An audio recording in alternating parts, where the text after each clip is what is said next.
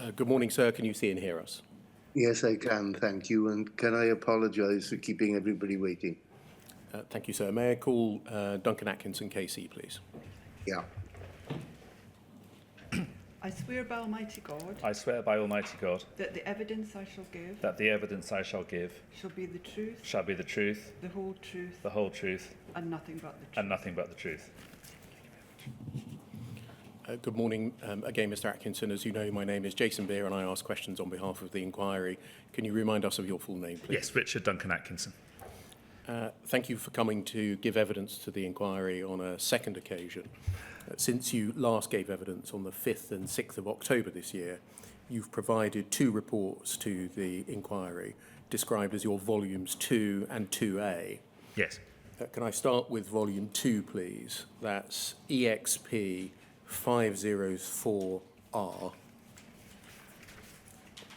This is a 243-page report, excluding its appendices, revised recently to take into account a small number of additional documents provided to you by the inquiry. Are the contents of that report true to the best of your knowledge and belief? Yes. And have you included in that report, it needn't come up now, it's Appendix A2 at page 243, an expert witness's declaration? Yes. And does that set out your understanding of your duties in writing the report and in giving evidence? Yes. Does it set out whether you have any conflict of interest of any kind? Yes. Does it set out your understanding of your instructions? Yes. And does it set out whether the matters about which you've expressed opinions are within your field of expertise? Yes. That report, I think, addresses 20 case studies, is that right? That's right. And then secondly, volume 2A, EXP 605, that's a 28-page report, again excluding the appendices, addressing two case studies, that of Janet Skinner and Julian Wilson. And does the same expert witness declaration apply to that report? Yes, it does. And are the contents of that report true to the best of your knowledge and belief? Yes, they are. Thank you very much. In terms of your background and experience, has that changed in any material respect since we last saw you at the beginning of October? No.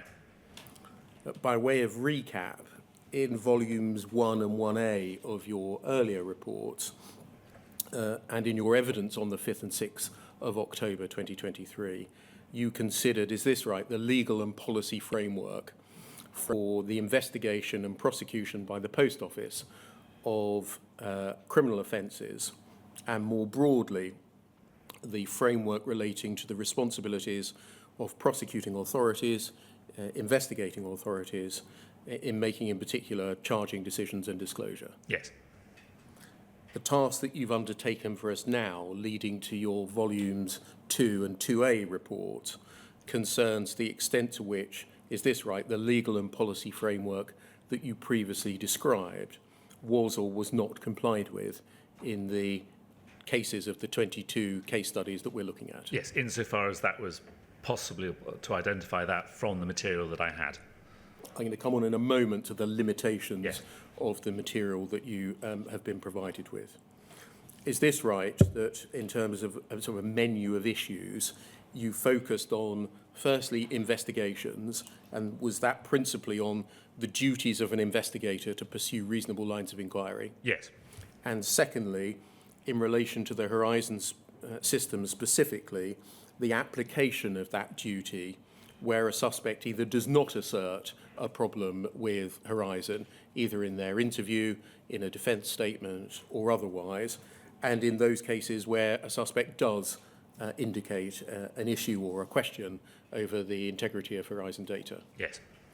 Secondly, did you look at prosecutions, and was that split into charging decisions? Yes.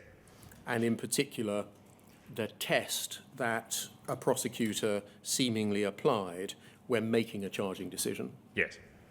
The evidence that the prosecutor seemingly considered when making such a charging decision? Yes. The extent to which such charging decisions appear to be thorough and diligent? Yes. Or conscientious? And then lastly, the approach taken to charging theft and false accounting, in particular, as alternatives? Yes. Did you look at, under the heading of prosecution, issues concerning the commencement of proceedings? Yes, although in terms of summonses and what lay behind a summons, I don't think I saw anything that helped me on that topic. No, that material was particularly lacking, how proceedings were commenced and what material was lodged with a magistrate's court Absolutely. in order to commence process. Yes, Did you look at the approach taken to disclosure, yes, and in particular whether there was an identified disclosure officer and whether that was also the investigating officer? yes, The extent to which prosecutors reviewed the disclosure given, whether in the unused schedule of material or otherwise, but the extent to which I could see that they had reviewed it. and the extent of any duties of cross-disclosure between prosecutions. Yes, And did you look at, lastly, prosecutorial practice, and in particular, the practice of plea bargaining? yes, Did you look, lastly, at the reliance by the Post Office on expert evidence? yes, You tell us in paragraph 6 of your report, in terms of the material available, that it varied considerably as between cases. Is that Yes. right? In some cases, it was extensive. Is that right? yes, And in others, the material was very sparse indeed, very much so. with no material relating to some of the topics that I've just described. That's right. And where that is the case, I think you tell us so in your expert reports. Yes, I hope so. I think you've been provided with a document entitled Gareth Jenkins Chronology, prepared by the solicitors acting on behalf of the Post Office. Yes, And you have been instructed, is this right, that the Gareth Jenkins Chronology is not being treated by the inquiry as evidence that's right. or as a source of evidence, and you have not done so either, is that right? I took note where it referred to a communication, to the existence of that communication, particularly if I hadn't seen it before. In the welter of material that I've received in the last week, I have now seen a lot of the communications that were referred to, but that was the extent to which I took note of that document. Thank you. And in particular, in your report, you were careful to state, is this right, when the underlying material should be consulted Yes, in order to see whether what is suggested in the chronology is accurate or inaccurate? yes. And I did not proceed on the basis that it was a complete record of all communication or assume anything of that sort. Thank you very much. Are you able to confirm in terms of your methodology and approach that you've not been asked to look at either the witness statements or the oral evidence of any of the witnesses who have given evidence in phase 4 of the inquiry? No, that's right. And instead, you have been asked to, and you have yourself confined yourself to looking at the documents, the contemporaneous documents with which you have been provided. Yes, Is it right that the majority of those documents relate to the investigations and prosecutions of each of the case studies, i.e. they're contemporaneous to the events to which they relate? yes, And you say in paragraph 32 of your report that in considering the actions and decisions of Post Office investigators and Post Office lawyers, the question that you have asked yourself is whether the actions and decisions were reasonably open to the decision maker on the material then available. yes, Is that right? absolutely. On occasions in your report, you refer to documents arising subsequently to those events, either to the investigation or indeed after conviction. For example, accounts given by people to the second site investigation, Yes, or in civil proceedings, or what the Court of Appeal Criminal Division said in the Hamilton appeals. yes. Do you consider that in referring to such material, second site, civil proceedings, and, for example, concessions made by the Post Office in the Hamilton appeals, you are at risk of judging matters with hindsight? No.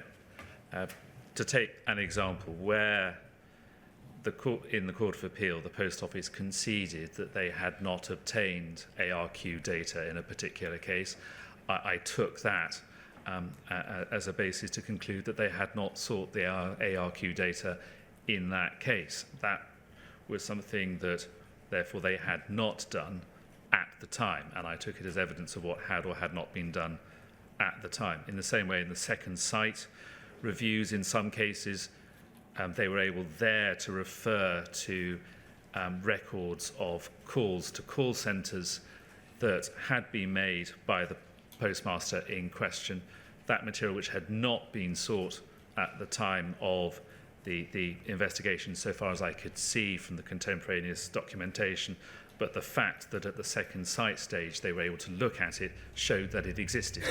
And again, therefore, it existed at the time that it was not sought during the investigation.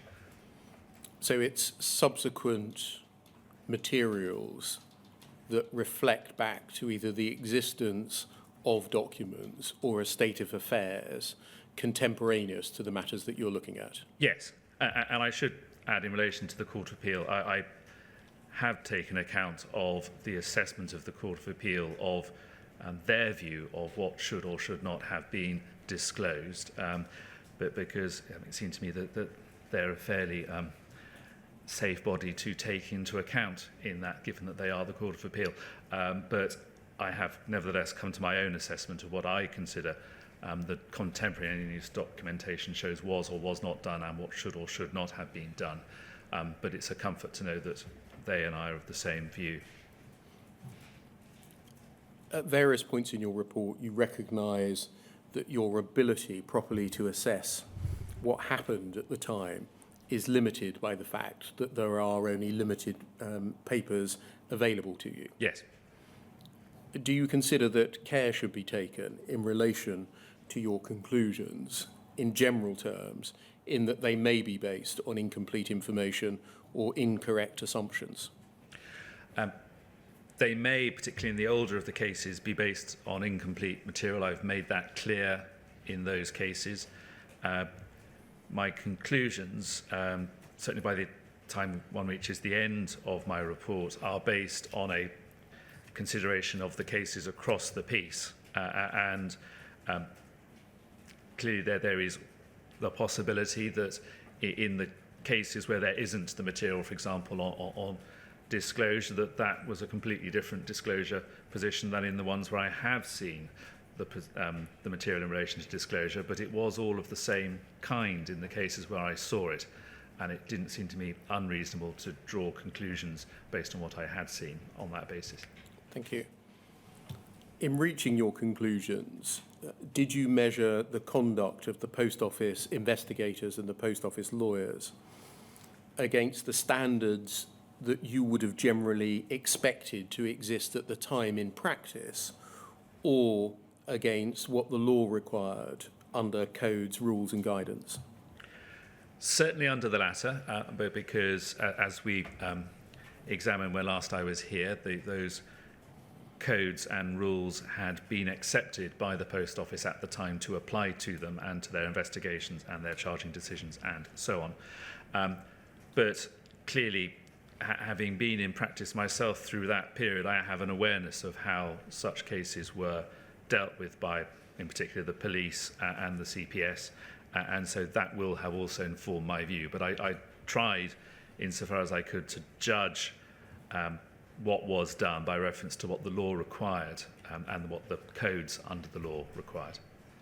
Is that on the basis that it's not unreasonable to expect a prosecutor to comply with the law? Absolutely. In terms of the approach that I'm going to take, I'm going to start at the end, as it were, i.e. by examining the issues topic by topic, one after the other, rather than case study by case study, and then drawing conclusions from that examination of the case studies. Yes. So I'm going to ask you to express your overall conclusions in relation to each topic, explore the reasons for those conclusions, and then involve you in some illustrative dipping into the materials to see whether we can exemplify some of the points that you make by reference to the contemporaneous materials. Yes. That will take all of today and some of tomorrow.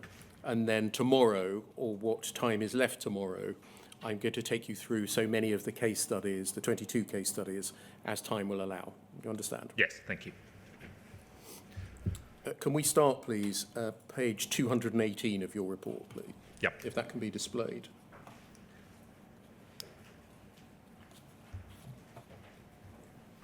This is the Volume 2 report, EXP 504R.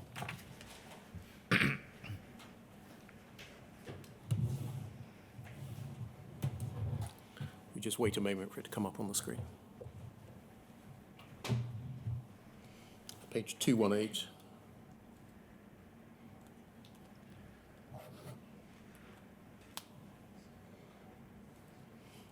And if we can start at paragraph 620, please.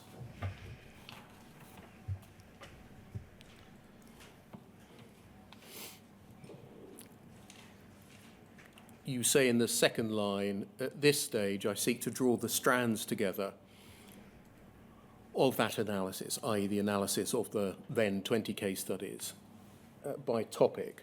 I should emphasise, however, that these broader conclusions are properly to be understood by reference to the case-by-case analysis I've set out above. Each case is individual in that each involved an individual who gave an account to address an audit shortfall and whose case was then investigated and reviewed for prosecution at different times by different investigators and lawyers and by reference to different evidence. And then you say this, that said, a number of themes emerge clear and strong across the 20 cases. Indeed, in a number of respects, it is unsettling how the same issues were arising in the latter cases, such as Sefton and Neild and Ishag in 2012, as have raised their heads in early cases, such as Brennan and Yates in 2003. You used the word unsettling there. What was the nature and extent of your concern? Clearly, the rules that the law had developed between 2003 and 2012, the Post Office's own policies had developed with that, so that, for example, they acknowledged the co-crown prosecutors as the basis for their charging decisions.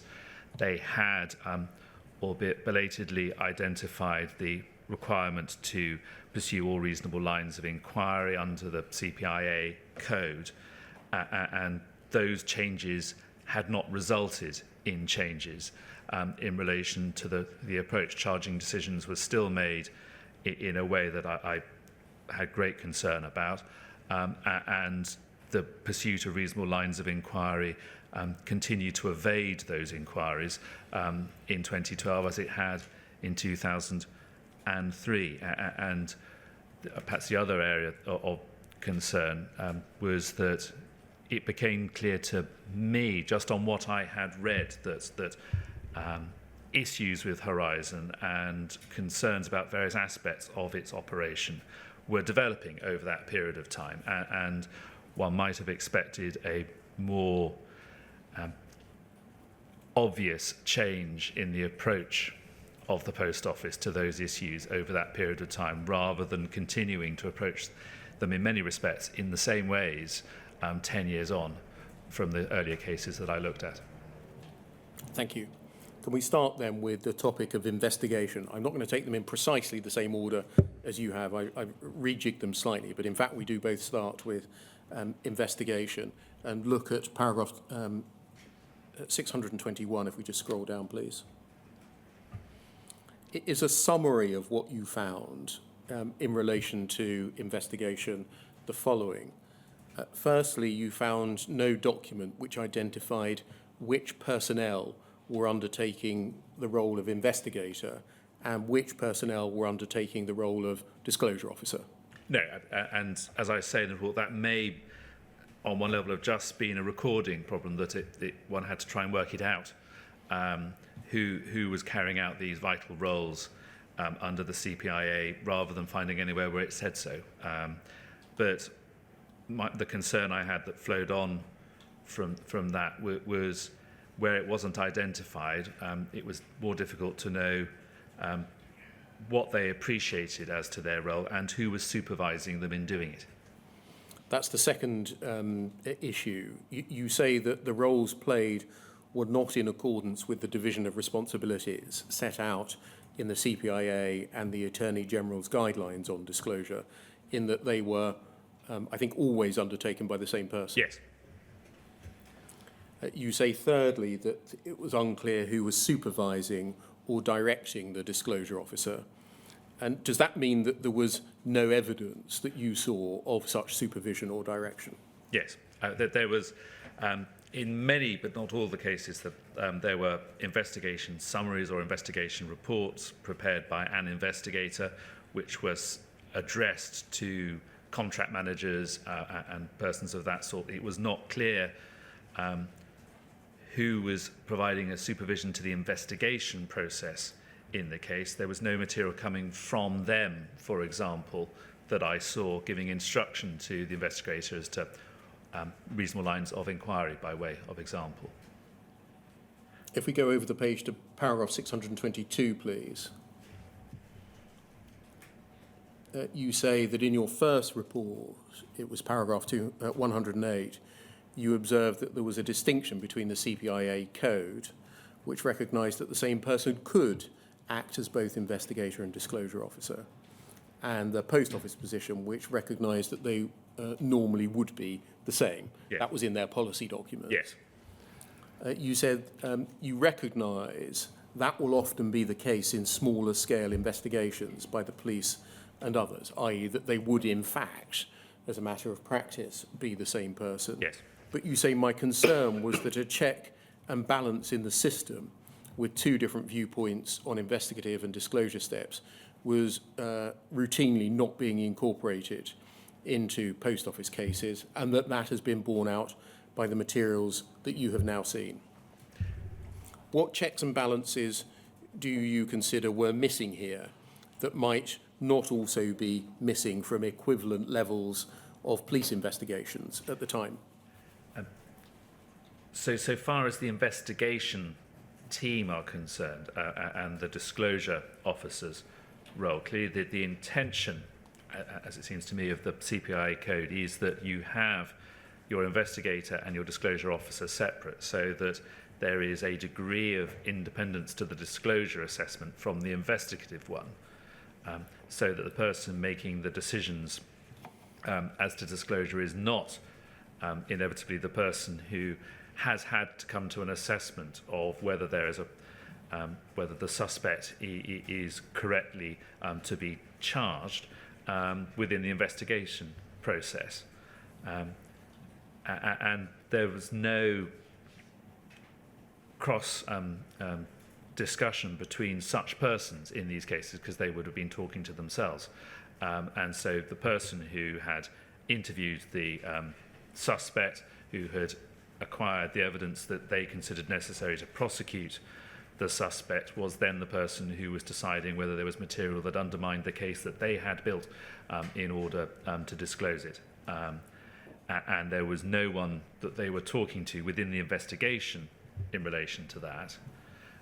I appreciate that may not happen either in smaller scale cases investigated by the police and prosecuted by the CPS, but what there is then in those cases is a reviewing lawyer within the CPS who has an independent oversight of what that investigation has done and what disclosure is necessary, and raises issues in relation to that.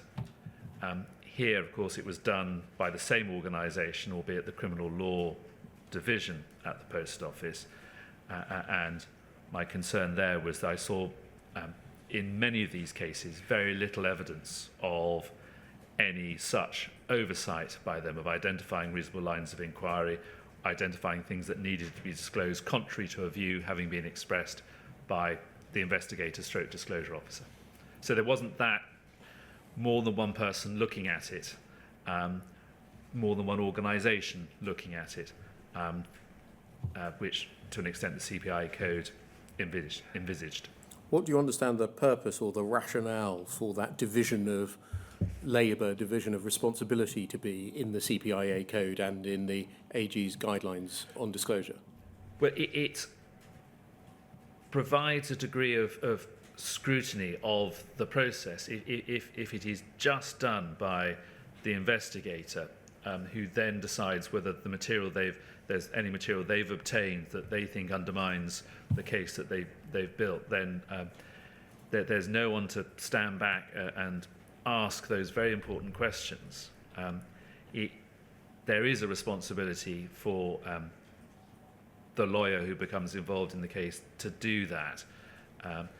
And in some of these cases, that was done. But it just seems to me that the CPIA code regime envisages more than two people being involved in that conversation, and certainly more than one.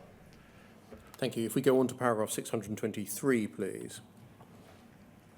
You say, and you give three examples here from the cases of Lisa Brennan, David Blakey, and Alison Henderson. The interviewing officer demonstrated a very clear, settled conclusion, adverse to the defendant at the time of interview. In the case of Miss Brennan, she was told that the officer believed that she had done it. Mr. Blakey was told his account was ridiculous. Mrs. Henderson believed the investigator had already drawn his own conclusions. So there you're referring to, I think in the first two cases, your reading of the transcripts of interview. Yes. And in the third case, something that Mrs. Henderson said. And you say it's a concern that if the same settled conclusion informed the disclosure process as it did the interview. And so you're saying that, is this right, that these are real-world examples of where an investigator appears to have displayed in the course of an interview a settled conclusion as to the guilt of the suspect, and yet that person is then asked to review disclosure and give disclosure of documents that might undermine the prosecution case or assist that of the defendant? Yes, so to take Miss Brennan as an example, the interviewing officer said to her, I think it's a question of not whether you've done it, but why you've done it. I think you've done it deliberately. No one else is making mistakes like you. That was the person who was also then required to consider what reasonable lines of inquiry had to be pursued that might lead away from the person he believed had done it, and then to undertake the disclosure process to identify what undermined his conclusion that she had done it. And that, where the other checks and balances weren't there to guard against that, gave at least the risk that reasonable lines of inquiry would not be identified and or disclosure would not be made. And so that investigator said in interview to Ms. Brennan, no one is making mistakes like you, essentially. Yes. Essentially. That was also the person who had the responsibility then to investigate whether or not anyone was making mistakes like Lisa Brennan. Yes, and I have to say on the material from that case that I've seen, and it's one of the early cases, and so the material is limited, there wasn't the evidence that checks had been made before that interview or either after that interview to identify whether there were other people making the same mistakes and or whether the system was generating similar problems. Thank you. Can I turn to topic 2, please? The Post Office's investigative and prosecutorial focus. In your volume 1 report, you said, sorry, that document can come down, thank you.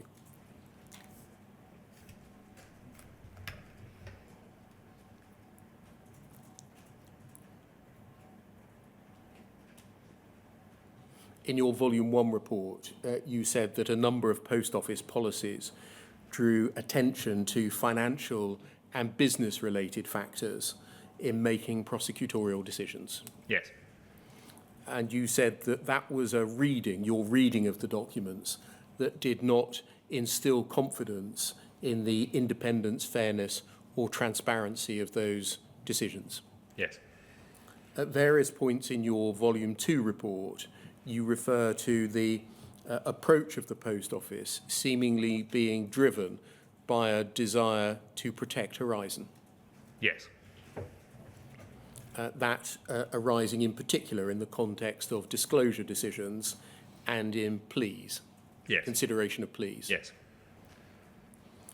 You tell us, there's no need to turn it up, for example, that, this is paragraph 414, the prosecution of Mrs. Misra had become a battle for the reputation of the Horizon system, with the prosecution determined to destroy the attacks on the system. Yes, and destroy was the word used, albeit after her conviction, in a memo by someone in the post office talking about her trial. You told us in volume 1 of your reports that an investigator was under a duty to pursue all reasonable lines of inquiry for the duration of the relevant period we're looking at, including those that pointed away from the suspect. Yes. But that was not spelt out in any post office policy explicitly until 2010. Yes. That would include, is this right, consideration, i.e. the duty would include consideration of whether accounting shortfalls at Horizon terminals might be caused by or lie with the computer system itself. Yes. In your volume 2 report, you identified some instances where individuals in the post office were, quote, rebutting or were focused upon rebutting the defence rather than testing the prosecution case. Yes. Or the reliability of the evidence on which the prosecution was founded. Yes. The cross-references there are paragraphs 217, 423 and 438 of your second report. Did you observe a pattern or a common theme through some or all of the case studies of a prosecutorial or investigative approach being driven by a desire to protect the Horizon system?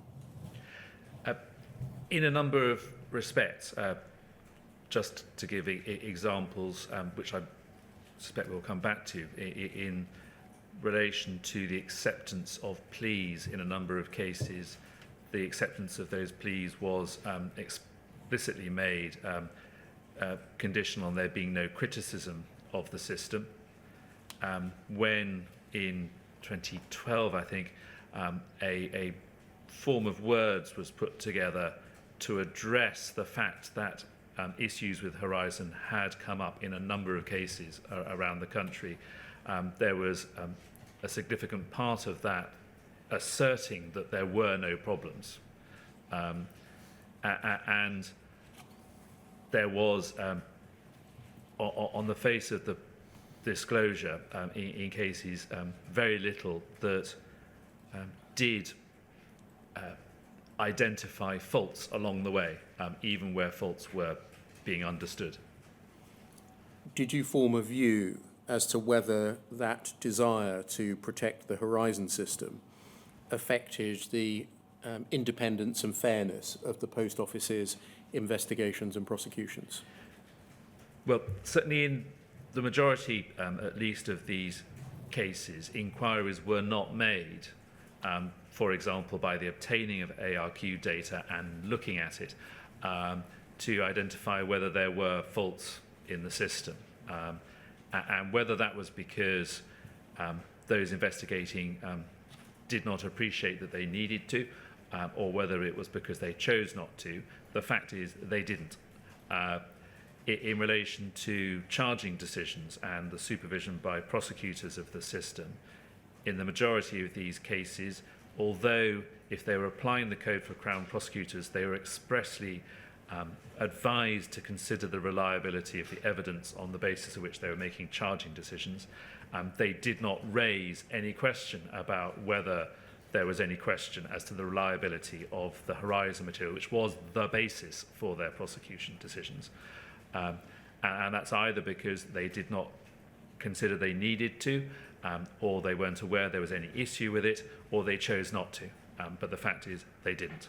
And where issues were coming up, as they did increasingly with postmasters in interview, in defence statements, and thereafter raising issues, the approach was to say, you need to tell us exactly what you say happened, when it happened, in relation to what transaction it happened, and then we'll look at it, rather than proactively identifying this is the evidence that we are relying on, we have to be satisfied that it is reliable, and we have to demonstrate that it's reliable, and that's for us to do, not for us to ask you to do it for us. So if I summarise that, you would say that you won't say what the motivation was, because that's probably for others to judge. Absolutely. Your expert evidence is limited to the fact that the issues that you've identified, the steps that you've mentioned, were not undertaken. Would it be right that, irrespective of the motivation, whether it was because of a lack of understanding, a lack of interest, or something more malign, what was done was not in accordance with the Post Office's duties as investigator and prosecutor? No, absolutely. Can I look at some of the material that goes to motivation? And can we start, please, by looking, and it'll come up on the screen, with poll 305 5590.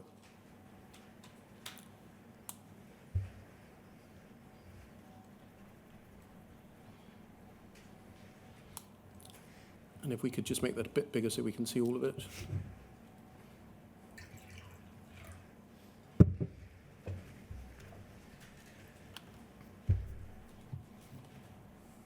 Thank you. And then if we can look at the top half of the page, please.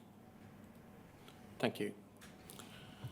This is, for shorthand, known as the Horizon bashing bandwagon email, which has been referred to a number of times in the inquiry, and is a document that I think you saw. Yes. It's post-trial in the case of Seema Misra. Yes. The title of the document is, or the subject line of the email is Seema Misra at the Guildford Crown Court trial, attack on Horizon. And you'll see the contents, and I think you'll be familiar with them. Yes. It refers to an unprecedented attack on the Horizon system, and through the work of a number of people, we were able to destroy, to the criminal standard of proof, every single suggestion made by the defence. I think this was the email to which you were referring earlier, the language of destruction or destroy. Yes. And it concludes, it's to be hoped that the case will set a marker to dissuade other defendants from jumping on the Horizon bashing bandwagon. Did you see these kind of sentiments reflected elsewhere? Yes.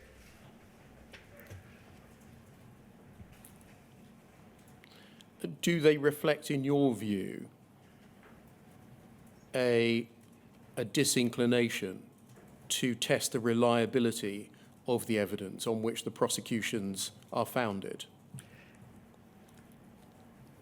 Certainly a disinclination. On one view, it speaks of a complacency about the system, that the system must be right, and that this is the desperate attempt of someone who the computer is saying has stolen our money to identify that as just a defence tactic which needs to be stamped on. Or it's an appreciation that if these lines are pursued, it will generate at least the risk of doubt on the part of a jury about the reliability of this material, and so it's better to stamp on it from the outset rather than have that risk. What about to identify, because we're here in 2010, and we have people who are copied into this email who'd been making investigative and charging decisions for quite some time by then, rather than identifying this keeps coming up. This is something we need to look at to be satisfied that we are prosecuting on the basis of reliable evidence. What about the view that this is to be regarded as the kind of email that many of us may have seen in practice, a backslapping email after we've won a case? I think, going back to what I was just saying, to view a recurrent issue arising in cases through completely separate suspects saying things about the system and saying that there must be something going on here because I don't understand this, through those various different systems, to categorise that as a horizon bashing bandwagon is not, in my view, just being pleased that you got a good result in Guildford. That's a very protective stance about the source of the evidence that is being used to prosecute people across the country. Thank you. If we can move on, please, that can come down. No need to turn it up, but in paragraph 567 of your report, your Volume 2 report, you refer to a disclosure form of words about Horizon issues, which was described in the contemporaneous material as a story, and which appears to have been partially prepared by the Post Office's head of public relations and media. Yes. I wonder whether we could look at that document, please. POL 305 8155.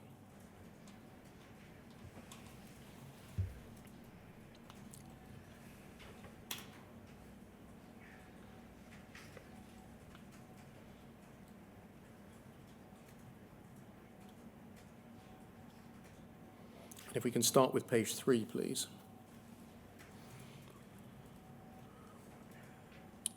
It's an email from Jarnell Singh to Hugh Flemington, so lawyer to lawyer. Second site review draft is the title.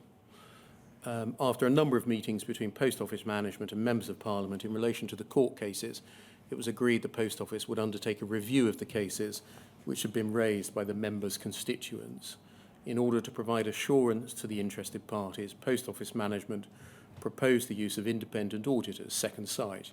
The review the review to be undertaken will be specifically restricted to the cases raised by the MPs, as well as reviewing the accounting procedures, processes, and reconciliations undertaken in relation to the cases in question.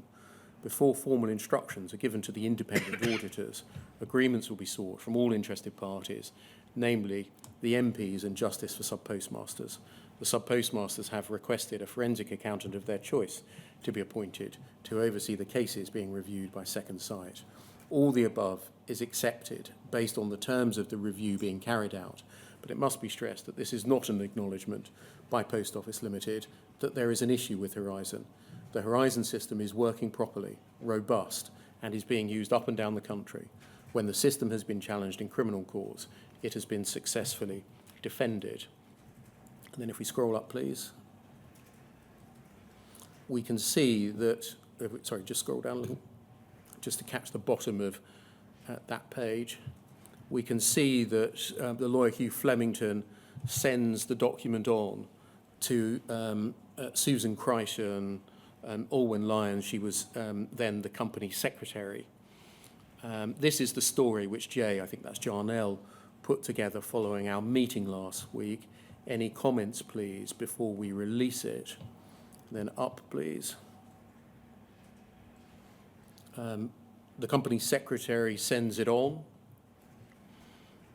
Can you go to Alana, who I believe is a person within the Media and Communications Department, as they are the experts with this request for the, quote, story. Alana is asked by Simon Baker, please, can you help us craft our message around the second site review? We need to combat the assertion that the review is an acknowledgement that there is a problem with Horizon. Jarnell has drafted some words below. Do they strike the right tone? And then further up, please. And then further up. We can see Mr. Kelleher's reply. If we go further up.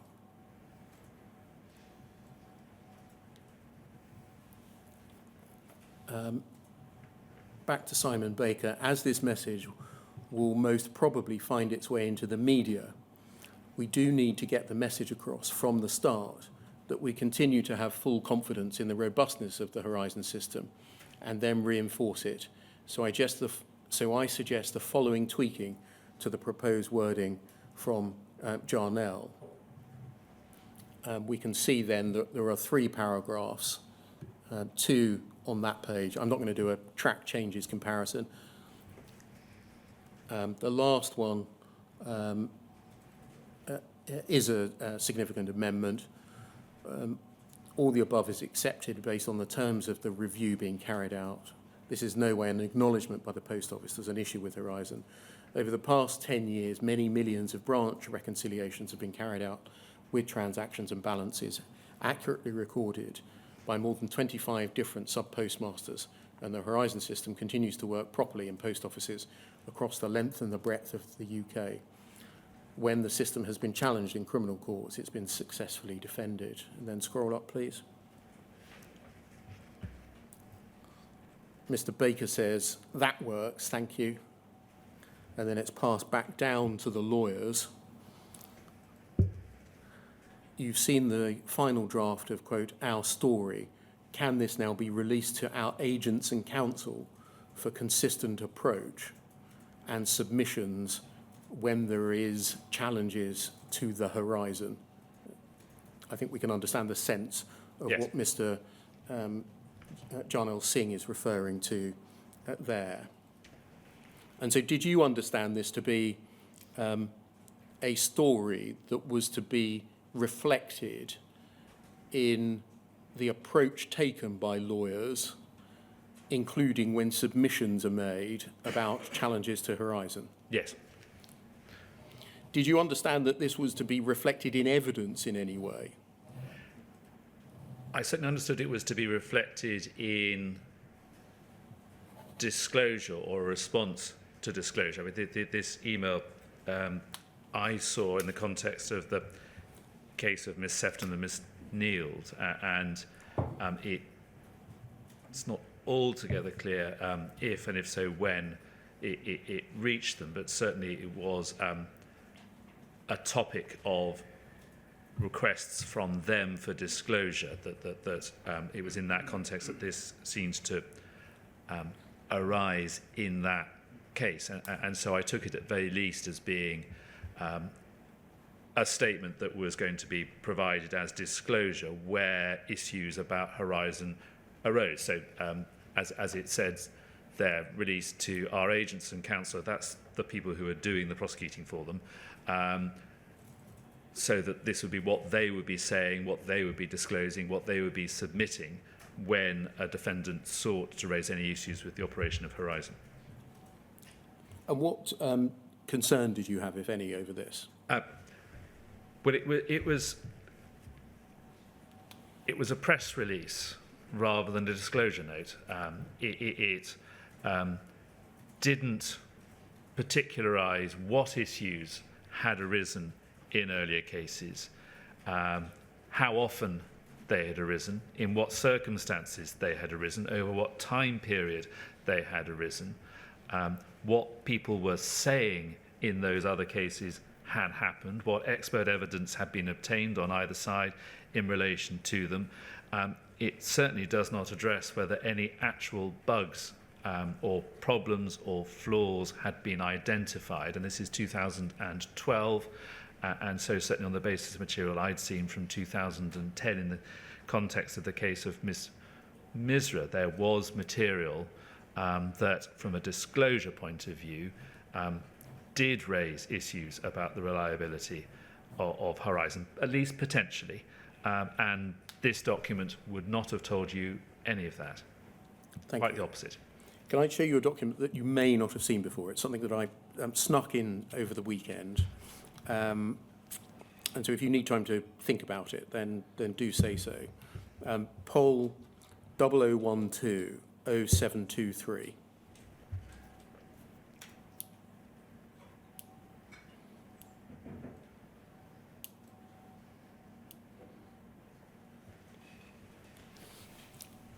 You'll see this is this is a letter dated the 19th of February 2013 in relation to the Post Office against Kim Wiley. That's not one of the cases you have been asked to look at. You'll see that it's from Cartwright King to McKeegan Co. solicitors, who are the defence solicitors for Kim Wiley. And if we scroll down, please. It's a reply to a letter. I can say that that letter enclosed some expert evidence, some defendant expert evidence.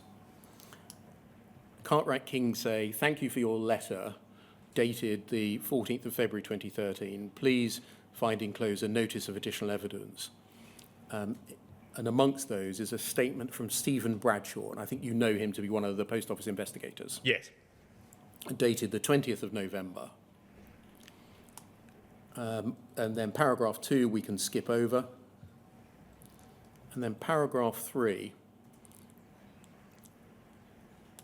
Cartwright King say, the Crown's position on the integrity of the Horizon system is set out in Steve's Bradshaw, stated the 20th of November 2012, i.e. it's set out in the witness statement that we're serving on you as an NAE, a notice of additional evidence. Can we look, please, at that witness statement which was attached to this letter? It's page 5.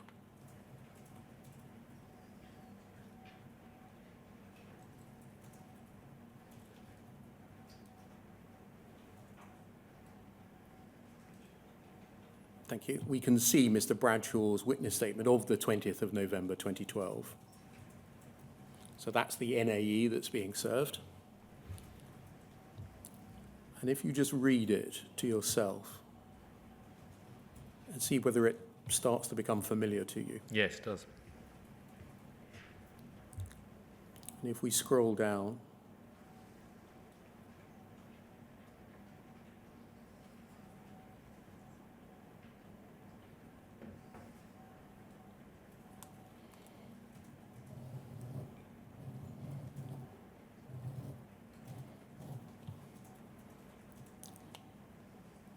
and then over the page, please.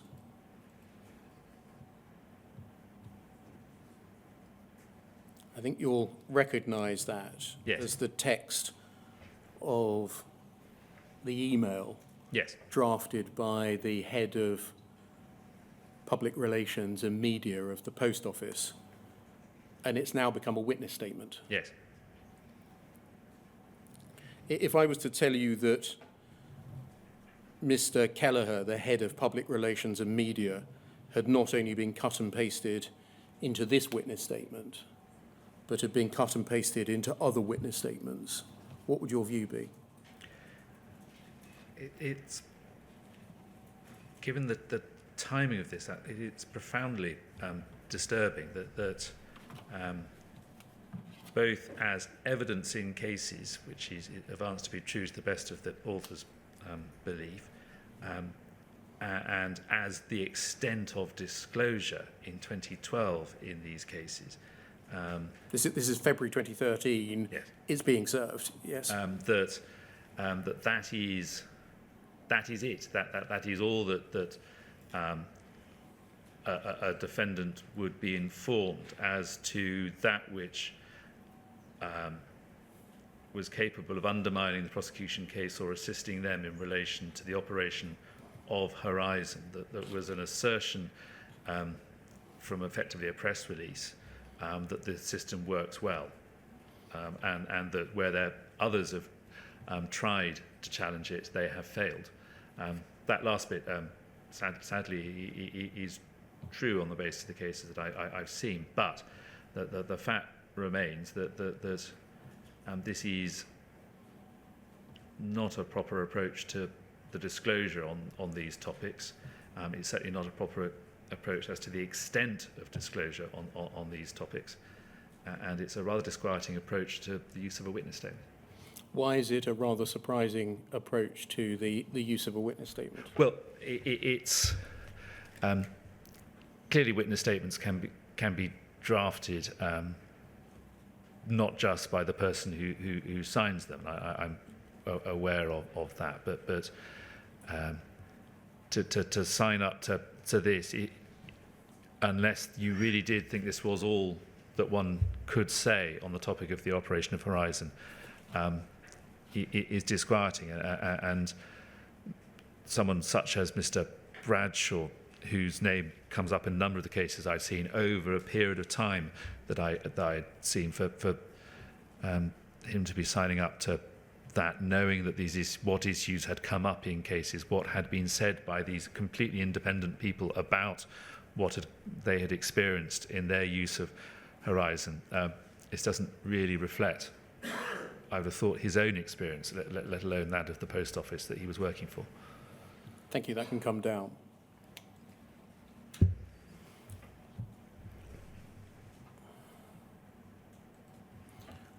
You tell us in your Volume 2 report, the cross-references are paragraphs 278 and 458, and paragraphs 34, 35 and 76 of your Volume 2A report about focus on seeming focus on the recovery of money by the Post Office. Yes. Did you have a view, did you form a view on whether a focus on recovery of money was an example of the Post Office acting in a manner that was consistent or inconsistent with its duties as a prosecutor?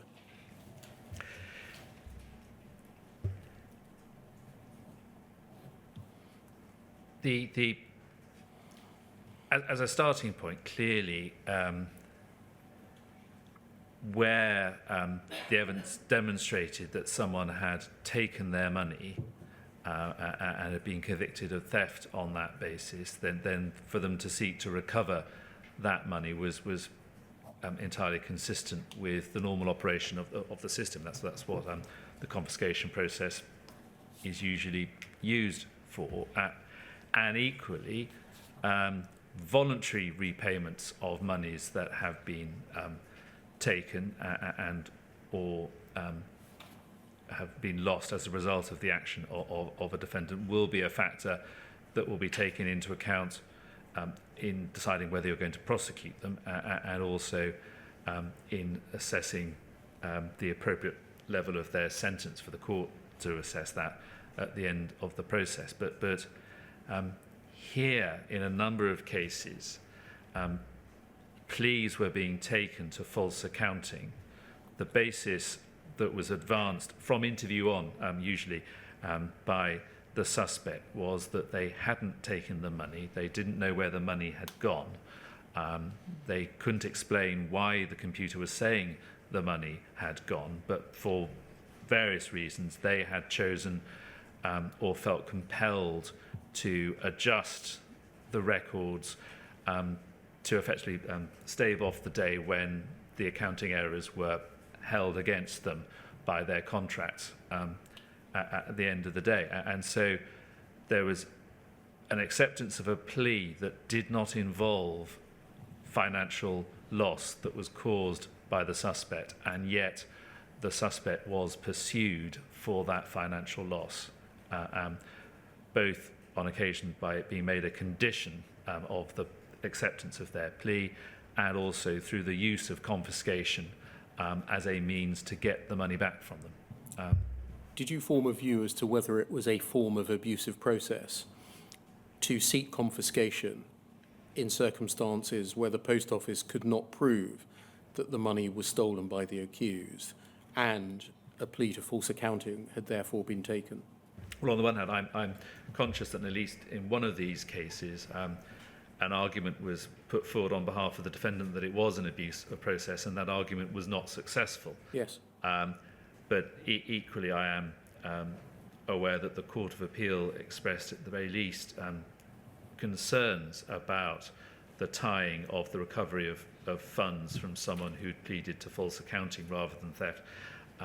That was a concern that they had in those cases as to whether that was appropriate. And I share that concern.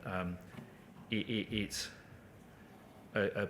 perhaps a use of the levers of the prosecution process to obtain repayment of the money, where otherwise, insofar as I understand the contract position, as we touched on last time, I don't understand that very much, that rather than using civil recovery under the contract, they were using the criminal process and the levers of the criminal process, such as confiscation, such as it being a condition of the acceptance of a plea to get the money back, when they hadn't actually proved the money had gone in the first place.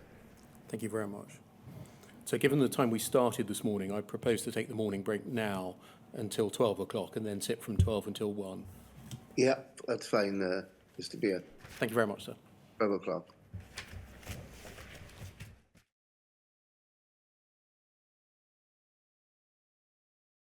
Sir, can you continue to see and hear us? Yes, thank you. Yeah. Thank you. Mr. Atkinson, can we move on? We've looked at topic 1, investigation, topic 2, the investigative and prosecutorial focus. Can we turn to topic 3, which is interviews? Yes. From the case studies that you reviewed, do you consider that the Post Office complied with its Police and Criminal Evidence Act and the codes issued thereunder obligations in relation to ensuring that the interviewee knew their rights and was given a proper opportunity to be represented if they wanted to? Yes, my only hesitation on that was one case, and I'm afraid off the top of my head I can't remember which one, where... Is it Thomas?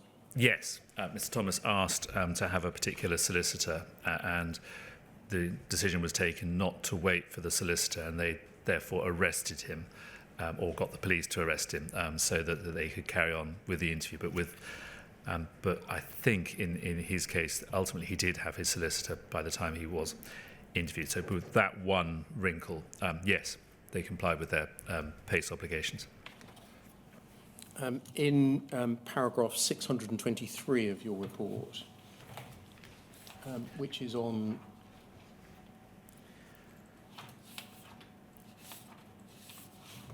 page 219,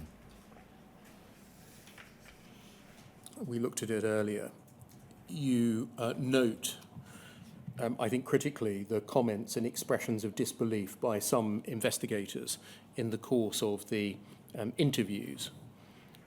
In your experience as a prosecutor looking regularly at interviews in the period 2000 to 2012, would you agree that such comments and expressions of disbelief, even if inappropriate, would nonetheless often be seen from police officers or HMRC officers in interview?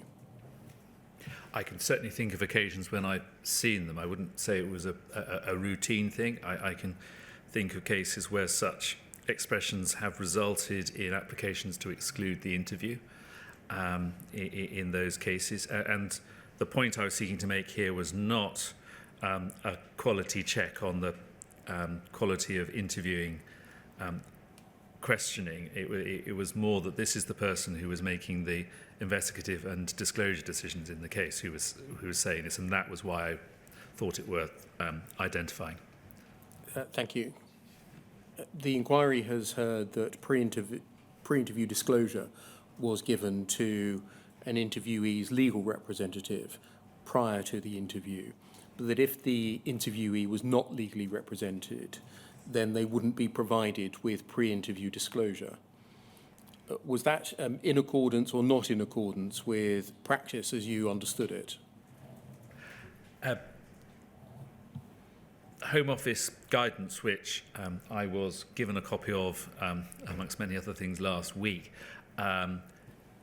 did quote from a police approach, which was to that end, that the when not represented, documents wouldn't be handed over to a suspect, albeit that the same guidance made clear that the suspect should nevertheless be put in a position to understand why they were being interviewed, what they were being interviewed about. So even if they didn't get physical documents in the way that a solicitor would, they did get an understanding of what was going on.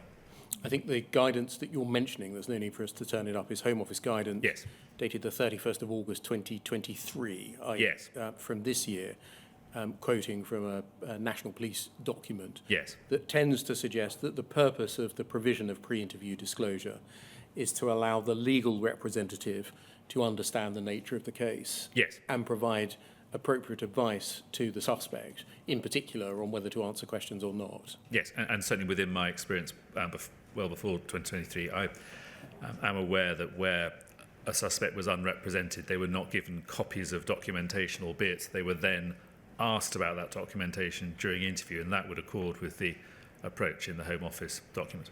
Thank you. Was it your experience in police and CPS cases that following an interview conducted under PACE, that following a charging decision, it would be normal for a full transcript to be prepared of the interview so that a CPS lawyer could review it?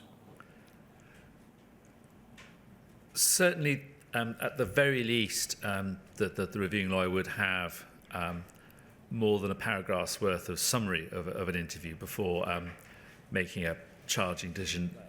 I certainly can think of cases, particularly the smaller end of cases, where the document that you would have would be more of a summary than a full transcript, but it would quote the key parts in full.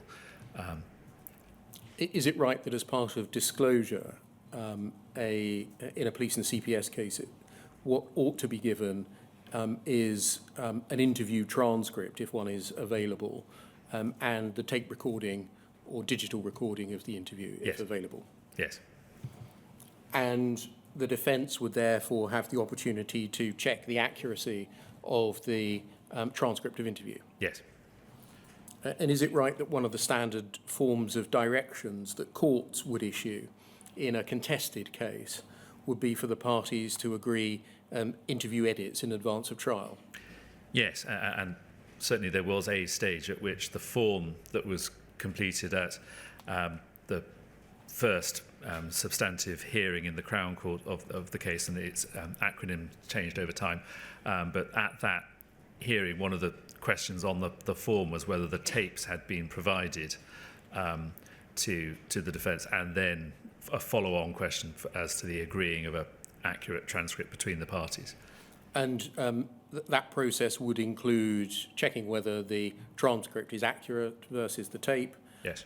Agreeing, if possible, any summaries of parts of the interview, Yes. and excluding any material that was agreed to be inadmissible, or identifying if there was a dispute over the admissibility of disputed material. Yes. And would there then be an attempt to agree between counsel the edits? Yes.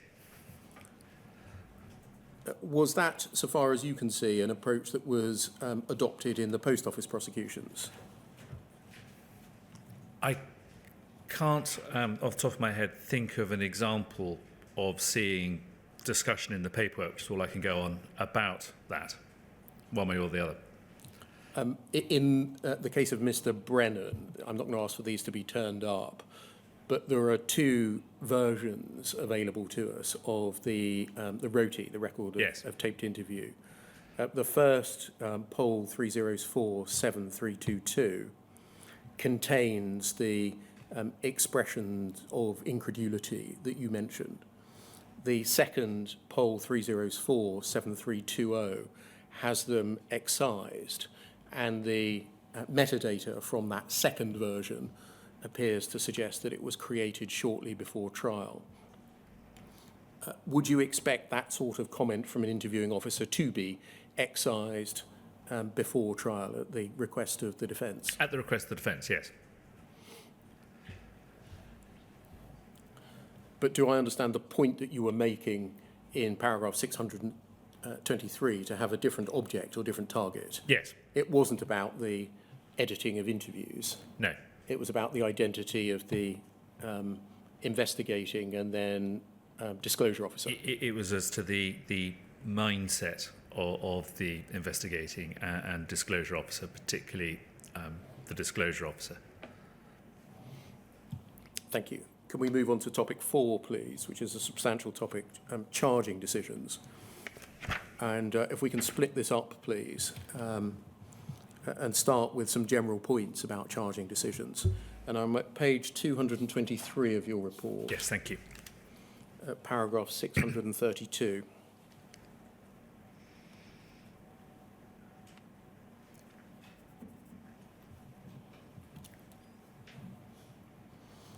I think it's right that in relation to charging decisions, you struggled to identify who had taken the final decision in any case to charge a suspect with a criminal offence or offences.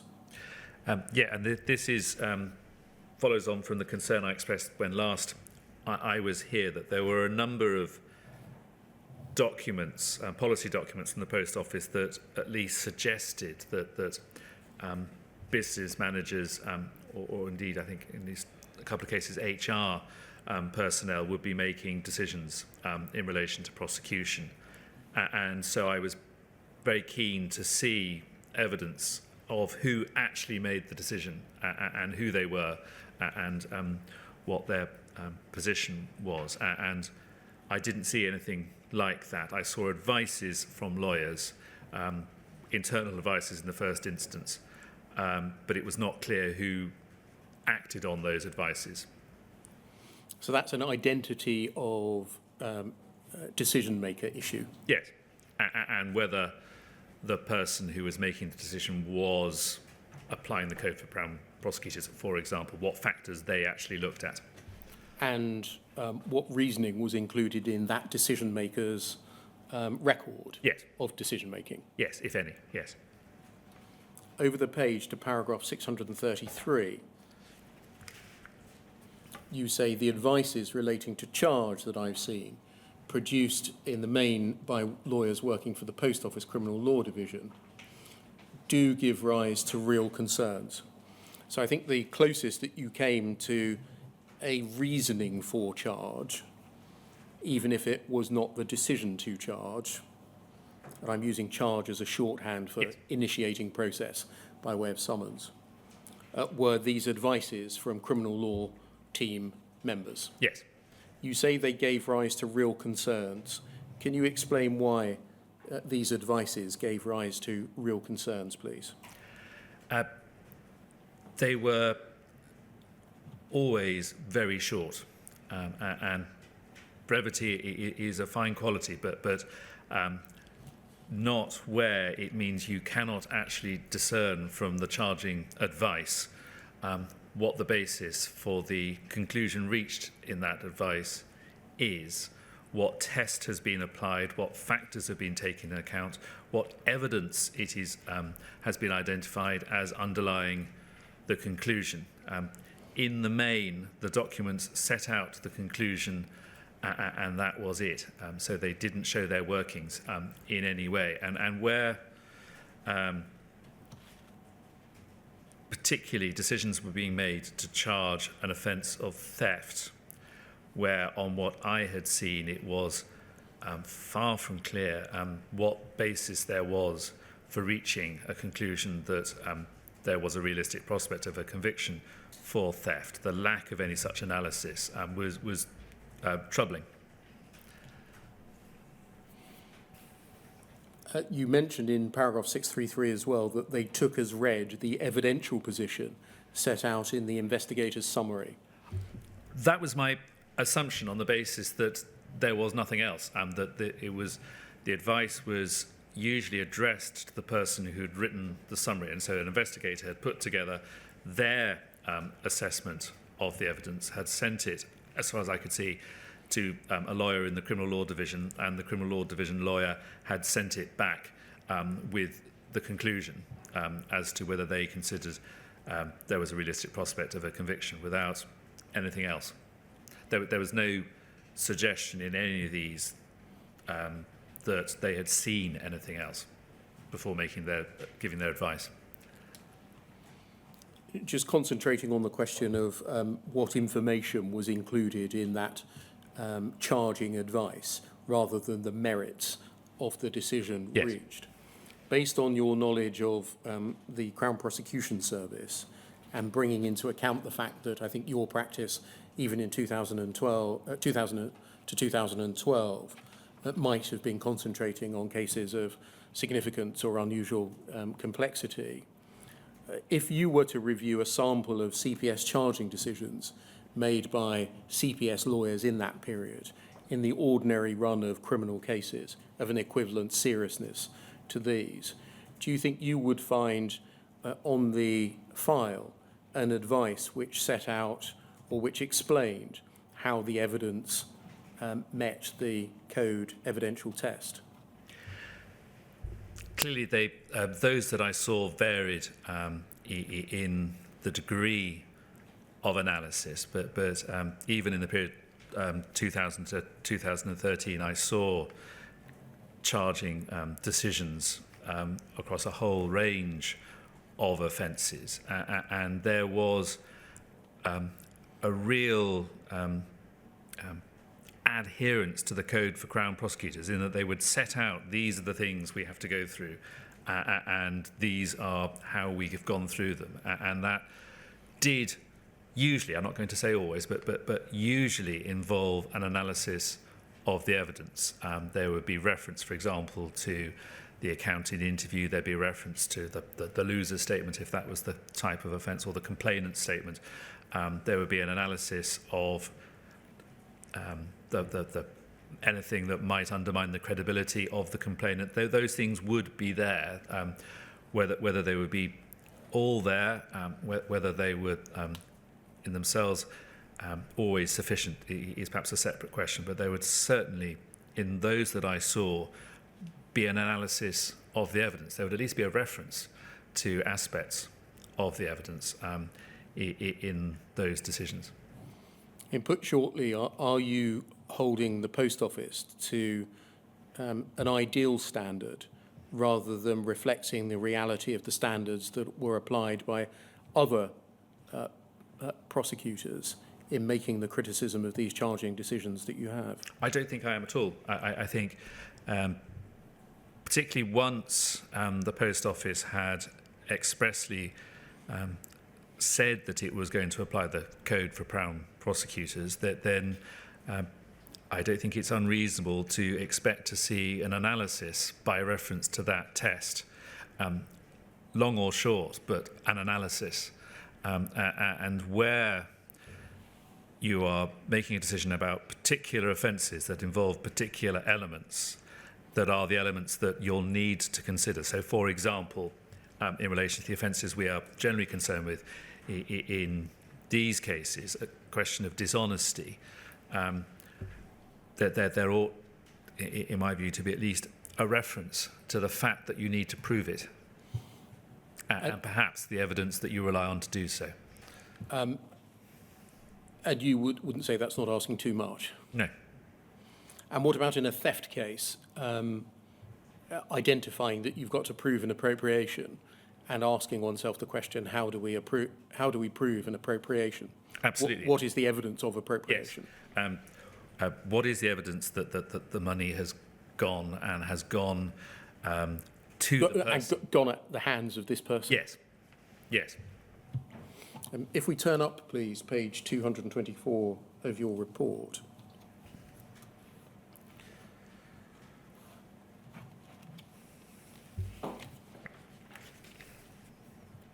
EXP 504R, thank you. Page 224.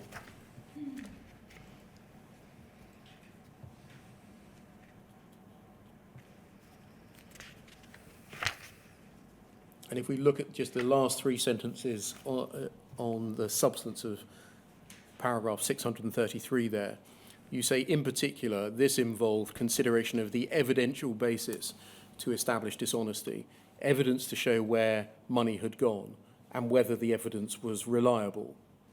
And I think you told us last time that all iterations of the code for Crown prosecutors directed CPS lawyers, or those who were applying the code, to consider reliability. Is that right? Yes.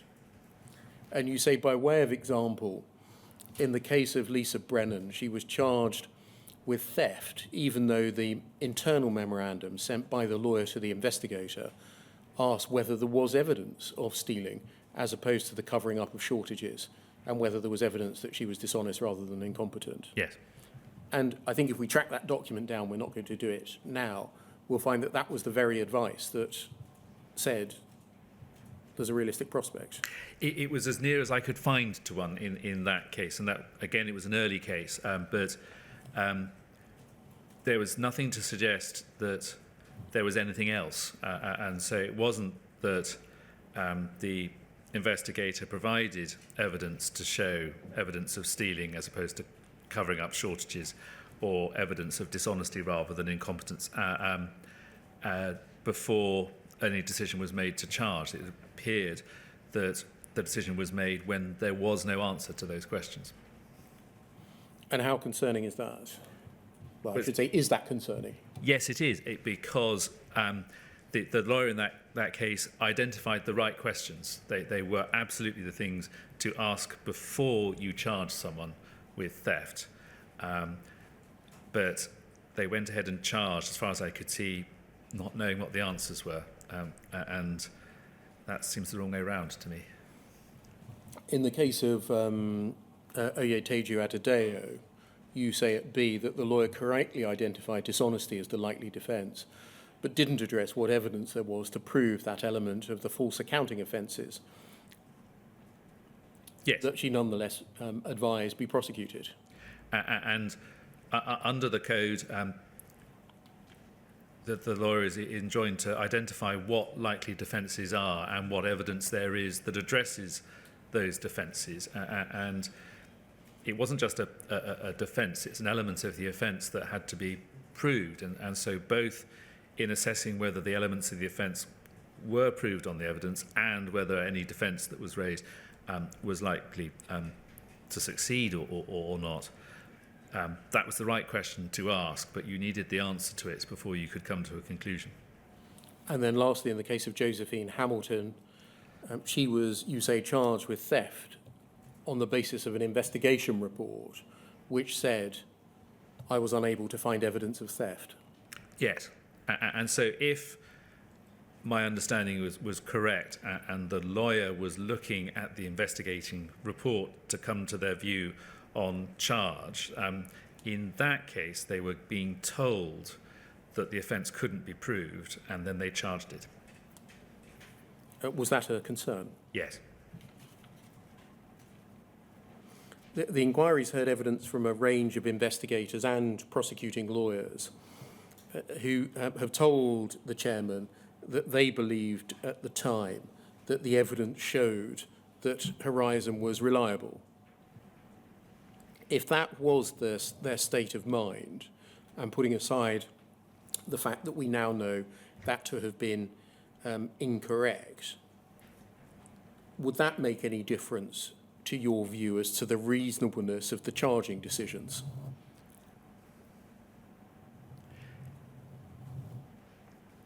It would almost certainly depend on the particular case. If it were a case where nothing had been said by the suspect to give rise to any concern about the accuracy of the Horizon data being relied on, and you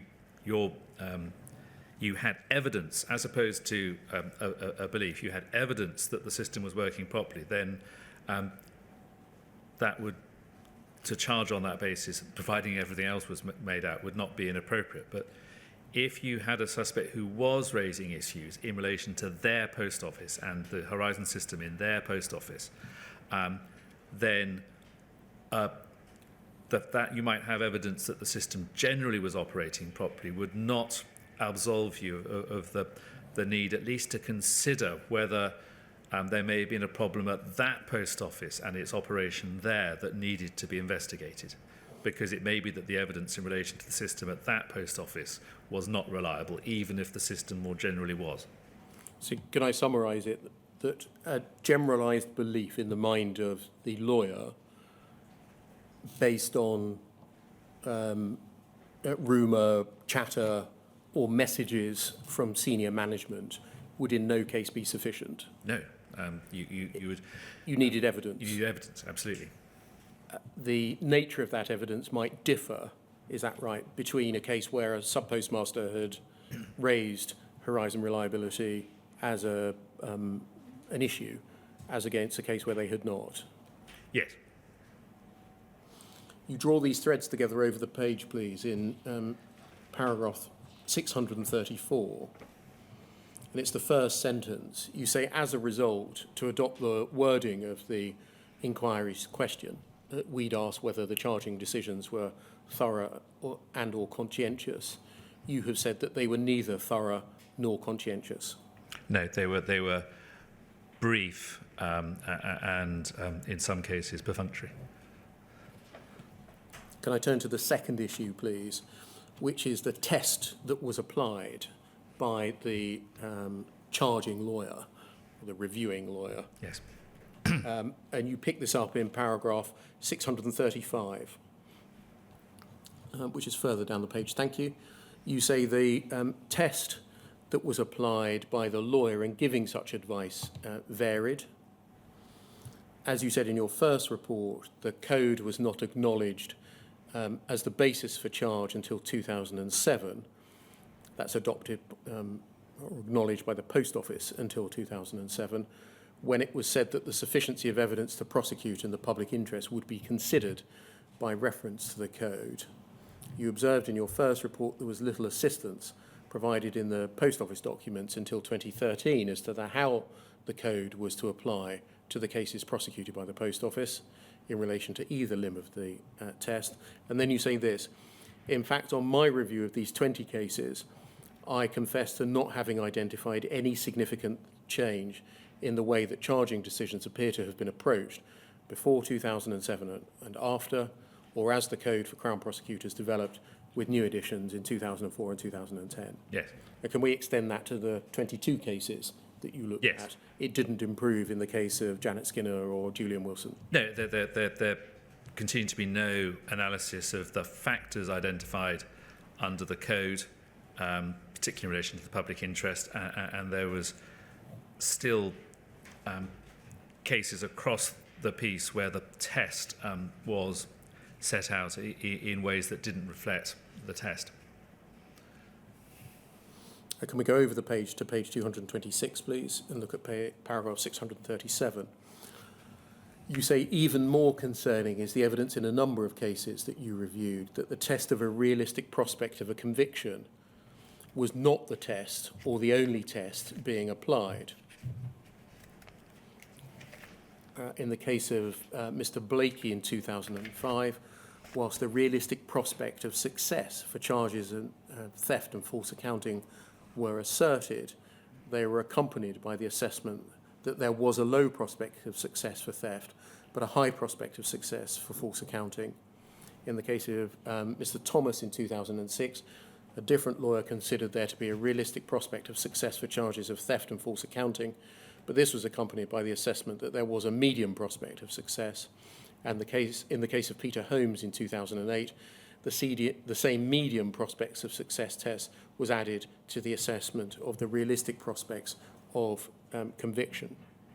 And just to add to that, the case of Mrs. Skinner in my volume 2A, the same issue of medium prospects of success appeared there as well. Would you agree that the evidential limb of the full code test is simply whether there's a realistic prospect of conviction or not? Yes. Is it right that some cases may pass the evidential limb of the full code test, i.e. there is a greater than 50% prospect of a conviction, but nonetheless have a relatively low prospect of conviction?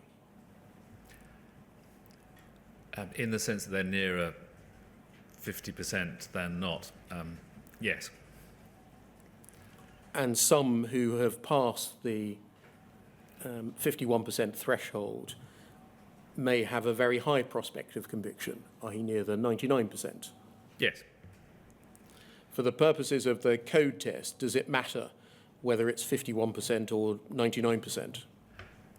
Not so far as the evidential test is concerned. That may have an impact at the public interest stage, but not at the evidential stage.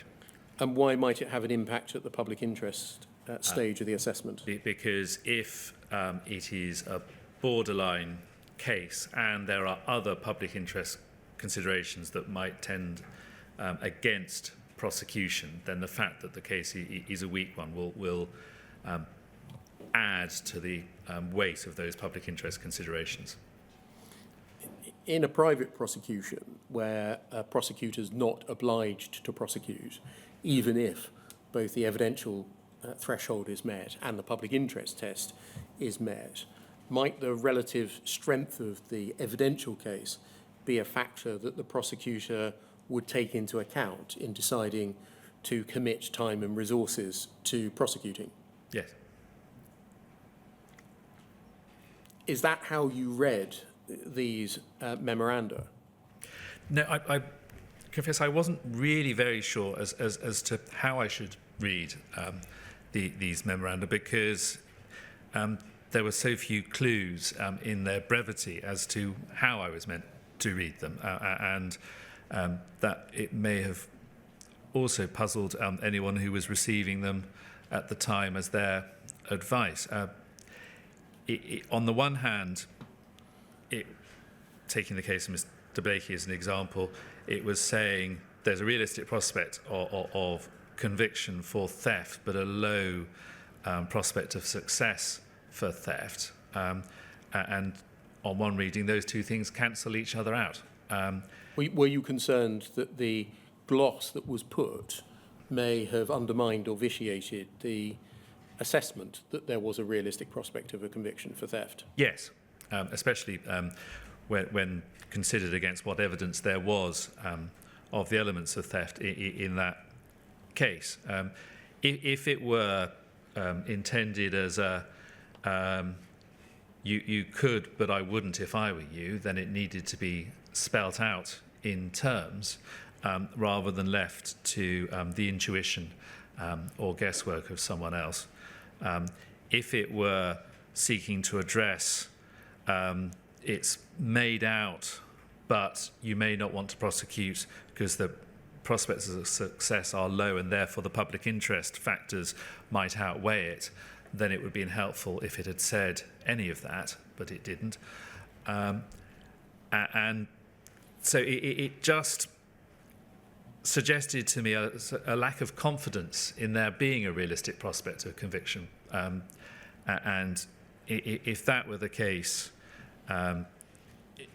in coming to a decision on an offence that would, on the face of it, involve theft in breach of trust by an employee of long record and previous good character, then it really needed to set it all out rather than just say low prospect, whatever that meant. In any of the 22 cases that you looked at, did you see any analysis of that kind? No. Well, in fairness, in very few of the cases did I see any reference to the public interest at all. That's the third topic under this heading that I was going to turn to, the public interest test. Before we move to that, in paragraph 638, at the foot of the page there, you said that you expressed a concern in your first report about the lack of assistance for prosecutors as to the tests to apply. Yes. You referred, I think, to policy documents that there was an incantation of the adherence to the Code for Crown Prosecutors, but nothing that helped individuals to carry that into effect in the context of the likely offences being prosecuted by the Post Office. Yes. And you say that those examples would tend to show that concern to be well-founded. Are you drawing a link there between the absence of Post Office policy and guidance with decisions made in practice? Yes. So the concern I expressed last time was that simply telling someone that there was another thing that they could go away and look at that would help them make their decisions did put the onus on them to correctly understand what that meant and what it required of them, whereas if it was spelt out in terms for them in the policy by the Post Office, then there was less risk of them getting it wrong and a greater chance of there being a consistent application of the policy. And just pausing there and going back to the last topic, if you'll forgive me for a moment, it's interesting that I found when I was preparing Volume 1 that there were more policy documents on interviews and the appropriate way of dealing with an interview than almost anything else. And it's interesting that the investigators, generally speaking, complied with their obligations under PACE in relation to interviews when they had lots of policy help as to how to do that. Here we have prosecutors who were just told, apply the Code for Crown Prosecutors, full stop. And we have these charging advices where the guidance given in the Code for Crown Prosecutors as to the things you need to consider in relation to each stage of the test are not referred to. And you have a number of cases where the test that is set out in the code has a gloss on it that is not explained by the code or indeed anything else. Thank you. Can we then turn to the third subtopic then, the public interest? Paragraph 639 at the foot of the page there, you express concern that the charging memoranda rarely address the public interest at all. You said that they were disturbingly few in number, is that right? Yes. You say that the 2004 iteration of the code identified 17 public interest factors favouring prosecution, 9 to the contrary, and the 2010 iteration identified 19 factors favouring prosecution, and then over the page, and 11 to the contrary. And I think in none of the 22 cases that you saw was there any analysis of those features at all? No. Indeed, in the majority of them, the words public and interest together didn't appear at all. So an entire absence of evidence that had been considered on the face of the papers? Yes. You say that you recognise, this is the third line, where a prosecutor was satisfied there was a realistic prospect of proving there had been theft by an employee in breach of trust, that would be a strong factor in favour of there being a public interest in prosecution. However, the nuances to that test, by reference to the list of factors for and against, underline that such an analysis may be oversimplistic. Can you explain why, please? Clearly, where the evidence demonstrates that an employee has stolen from their employer in breach of trust, that is the type of situation where it would often be in the public interest to prosecute, but it would not necessarily follow that were the case. If, for example, it was clear that the person had been acting under duress at the time that they had done that, if they were ill, if they were old, if this was an aberration in an otherwise distinguished career, these wouldn't necessarily trump the fact that they had stolen from their employer, but they would be things that would be thought about in deciding whether it was in the public interest to prosecute or not. Here, there was no analysis of that at all. In any of the cases that you looked at, had you been satisfied that the evidential test had been satisfied for a charge of theft by an employee in breach of trust, were there nonetheless factors which would have led you to conclude that the public interest was not met, or weren't you in a position to say one way or the other? I think because I struggled in many of these cases to identify what the basis for concluding that there was a realistic prospect of conviction for theft, how they got there.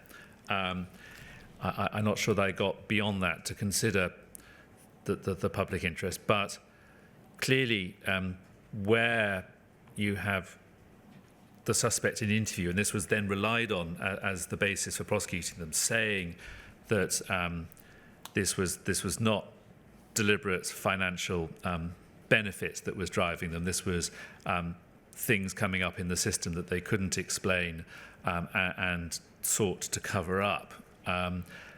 So more of a mistake rather than premeditated. That's the kind of thing that the code would tell you need to take account in the public interest weighing against prosecution. Potentially the fact that someone has a good record is a factor that is taken into account in assessing the public interest weighing against prosecution. And indeed, I appreciate it's a very different document, but the audit guidance, the approach to audit shortages that contract managers were asked to consider with a whole list of factors, including record, whether this was a one-off, etc., whether there'd been voluntary repayment, and so on. Those are the kind of things that I would have taken into account if I'd been making one of these decisions as weighing against the public interest, being in favour of prosecution, even if I were satisfied that there was evidence of theft. So even if you've been able to, suspending disbelief for a moment, that there was evidence of theft, you would nonetheless have found, or potentially found, factors that pointed against in the public interest prosecution. Yes, and where I would have ended up, it's rather difficult to say because it would have depended on my assessment of what the evidence of theft was. But certainly there would have been factors going both ways that needed to be thought about, not least because that's what the code told you to. You mentioned just now voluntary repayment, and in your paragraph 639 here, in the last 4 lines, you say factors such as ... whether they have made reparation were relevant, albeit they were rarely addressed. And so the extent to which a suspect had made reparation, would you agree was a relevant factor to be considered in relation to the prosecutorial assessment of the public interest limb? Yes. I think in the 2010 edition of the code, amongst the public interest factors that were listed was the extent to which the suspect had put right the loss or harm. Yes. Albeit it noted that a suspect should not avoid prosecution solely because they had repaid a loss. No, absolutely. In the context of a case where there had already been a finding, an assessment, that there was sufficient evidence to prosecute for a dishonesty offence, and a prosecutor is considering whether a prosecution is in the public interest or whether a caution might be a sufficient and proportionate disposal, would the fact that the suspect has repaid the amount be a legitimate factor to take into consideration? Yes, it could be, yes. You noted in the case study of Bailey that the administering of a caution was made conditional on the undertaking to make repayment when funds became available. Yes. Did you identify any legal basis for the imposition of cautions by the Post Office? There was a Post Office policy that dealt with cautioning. Yes. I'm thinking about something more higher level than that, i.e. in primary or secondary legislation. I'm not sure I'm following you. Yes. In order to impose a caution was some legal basis setting up the machinery necessary to do so? Or if that wasn't an issue that you looked at, then please do say. I don't think it was. I'm sure there must be, but I can't think of it off the top of my head. Can you recall, as a result of the Criminal Justice Act 2003, in the context of public prosecutions, a mechanism, a vehicle known as conditional cautioning? Yes, and there was, I know there was, for example, CPS guidance in relation to how they should approach that. And could such conditions be attached to a conditional caution include repayment of money, i.e. or the payment of compensation? Yes. Did you examine whether that legislative scheme was one that was available to the Post Office? No. Thank you. Can we turn to topic 5, please? That can come down from the screen, which is reasonable lines of inquiry, and in particular how they impacted on the disclosure that it was necessary for the Post Office to give. Yes. Back in your first report, the cross-reference is paragraphs 366 to 370.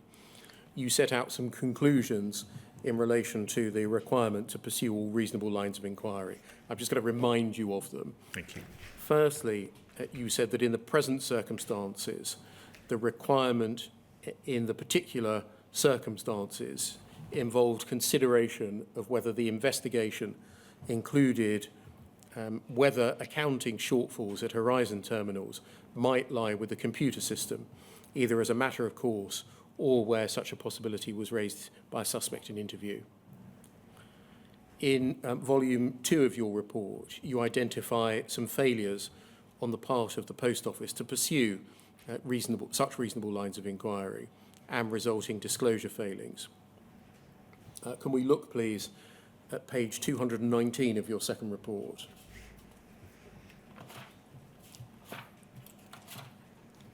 Starting at paragraph 624. Yes.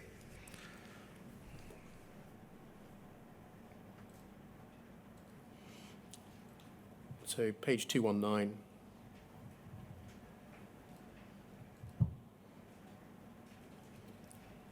(624). Thank you. And it's the fourth line at the end there. You say, in my review of these 20 cases, there were consistently failures by the investigators to identify and pursue a number of reasonable lines of inquiry. Can we expand that to, in the 22 cases that you reviewed, there were consistently failures by the investigators to identify and pursue a number of reasonable lines of inquiry? Yes. You say, so in relation to the consistently, do you mean by that it didn't depend on the identity of the investigator or the lawyer? No, that's right. And do you mean consistently by reference to the fact that it remained the case across the piece? Yes. And I think you tell us about that in the next sentence. That remained the position without any obvious or significant change after the 2010 amendment of the Post Office disclosure policy document. Yes, and that amendment expressed the duty to pursue all reasonable lines of inquiry, which had been absent from the earlier version of the disclosure policy. And even though it was acknowledged in writing, it was not reflected in the approach as I saw it in these cases. You tell us that there were lines of inquiry common to these cases, the relevance of which was repeatedly engaged by the explanations advanced in interview by suspects and or by the circumstances of the shortfall being investigated, which were either not pursued at all, were only pursued in a limited or superficial manner, or were only pursued as a result of requests by reviewing lawyers, or much more commonly by the defence. And the following examples are examples of this trend. And so irrespective of the circumstances, whether it was a defendant raising it, whether the circumstances of the case demanded it, there was a failure, in your view, to pursue reasonable lines of inquiry. Yes. You give 3 examples of what you call a trend there. The absence of financial investigation, the absence of investigation of training and calls to helplines, and the absence of investigations into the operation of Horizon. Yes. I want to deal with each of those in turn, please. The absence of investigation into financial records or financial issues. You address this in your paragraph 625, and you tell us that where a suspect denied in interview that he or she had taken the money and or had sought to make good unexplained losses identified by Horizon, it would be a reasonable line of inquiry to obtain their financial information to see if there is evidence of unexplained monies appearing in bank accounts or payments out of these accounts to cover shortfalls. Such evidence is of direct relevance to the question whether they have appropriated money for the purposes of theft and whether they have acted dishonestly for both theft and false accounting. And so, following the money, if I can call it that, Yes. is relevant in a case of alleged theft to both the appropriation question and the dishonesty question. Yes. And can you explain why it's relevant to both the appropriation question and the dishonesty question? It's relevant to appropriation for evidence that they have appropriated the money. They have got the money and taken the money. It's relevant to dishonesty because if the evidence of their bank account firstly shows they haven't taken the money and secondly shows that they were not in a financial position where they needed to take the money, and thirdly, where it was appropriate, where it showed they had sought to try and repay losses that had been identified by the system in accordance with their contract until a point where, as they explained in their interview, they couldn't afford to do it anymore, and that in turn was borne out by their bank accounts. Then those factors would all be relevant to the assessment of whether they'd been dishonest or not, because they would bear them out in their explanation of what had happened insofar as they understood it. What about the suggestion that it was always open to the defendant to say at trial, well, look, there's no evidence adduced by the prosecution of me having a speedboat on my drive or a holiday in the Bahamas or unexplained entries into my bank account? Prosecution hasn't shown any of those things. They can say that. They can say that with a far greater degree of emphasis if the jury know that the prosecution have looked and that where they have looked and what they have found or what they haven't found. And so is that why it's a reasonable line of inquiry to pursue, amongst others? It's one of the reasons, but it's not the only one. How serious an omission or failing did you regard this?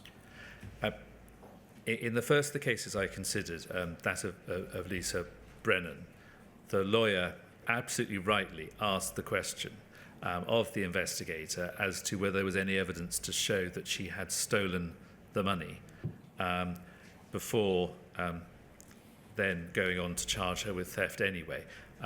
But the fact that question was raised does underline how fundamental a question it was to raise, because if you are accusing someone of appropriating money, then it is, it seems to me, incumbent on you to look to see if they have or not.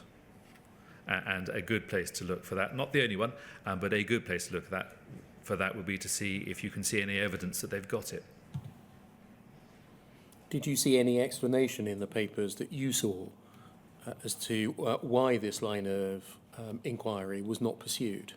No. And I think it was the case, if I remember rightly, of Carl Page, which started out as an investigation with other investigators. I think the police and customs were both involved at one point, if I'm remembering the case correctly. And the police investigation in relation to what was then an allegation of a conspiracy in relation to funds from the post office did investigate whether they could find any evidence of the money. They couldn't. And the police concluded that they weren't going to take the matter any further because they couldn't. That was not the same approach taken on the same evidence by the post office. In relation to a case of false accounting, what relevance does the financial inquiry that you're suggesting ought to have been made potentially have? You would want to consider why the suspect had done what they admitted doing, where they admitted doing it, in relation to the accounting records, and where they were explaining that they had a loss had come up on the system that they couldn't explain, that they knew they were ultimately going to be liable for, but it was nothing to do with them in the sense they hadn't benefited from it, they couldn't afford to pay it back. All of that would be addressed by their financial records that would show whether those things were correct or not. And that would weigh both on whether the elements of the offence were made out, but also on the public interest in that kind of case. And in any of the 22 cases that you looked at, did you see any written explanation in the papers as to why that line of inquiry was not pursued? No, and in fairness, in some of the cases, they asked the suspect at the time of interview whether they could have access to their bank accounts. Whenever they asked, they were told that they could. And in some of those cases, they did obtain some financial material, but it was never a very deep dive into the finances, and that perhaps was illustrated in some of the cases where confiscation followed on, that a lot of the investigation of the suspects' finances came about at the stage after they'd been convicted with a view to getting the money from them rather than earlier. Thank you. Can we turn to the second example that you give of a reasonable line of inquiry not being pursued, and that's paragraph 626. And you tell us about training and calls to helplines, where a suspect described issues with their operation of the Horizon system by reference to their training and or recounted their attempts to get help at earlier stages. You say it would be reasonable to make inquiries as to their level of training and to ascertain whether, how often and in what circumstances they had contacted the relevant helplines. Yes. What issues might that go to in a prosecution? Again, to take the analysis from the lawyer in the case of Lisa Brennan, the other question that she asked of the investigator in that case was whether this was deliberate or the result of incompetence. And to put that in a slightly different way, you would want to understand whether that which was being done to the system was being done because the person knew what they were doing, or whether it was at least possible that it was the result of them not knowing what they were doing. And a way of assessing that would be to identify how much training they'd had to know what they were doing or not. And that would be all the more necessary where, as was often the case in these cases, the person being interviewed said that they'd had limited training or no particular training in relation to Horizon. And in either situation, but certainly in the latter, it would be a reasonable line of inquiry to ascertain what training they'd had, relevant training they'd had, as to whether this may be the result of mistake rather than dishonesty. And so in both theft and false accounting allegations, it went directly to the issue of dishonesty? Yes. Can I turn to the third reasonable line of inquiry that you identify? And that's over the page, please. Sorry, just in relation to the second half of Yes, I'm paragraph so sorry. 626 and the calls to helplines. Again, the managing shortage at audit guideline identified that whether the person had earlier been seeking help in relation to what had gone wrong was a relevant factor for a contract manager in deciding what to do with the person where there was an issue on an audit. It was identified as relevant in a number of these cases, but only a few of them, to understand whether the type of problems that had been thrown up as a description in interview were ones that had been borne out at the time. So where you had a suspect saying, this problem kept arising when I was using the system, and I called to ask what I should do. If you had evidence that they had called to ask what they should do, it underlined the fact that this was a problem that they were having to deal with that they didn't understand. And that would be relevant to an assessment of whether they were acting dishonestly or not, whether this was accidental or deliberate, and so on. Thank you very much. I was going to move on to the third subtopic here, but it's 1 o'clock. Sarah, I wonder whether we might come back at 10 to 2, please. All right. Yeah, 10 to 2. Thank you very much, sir.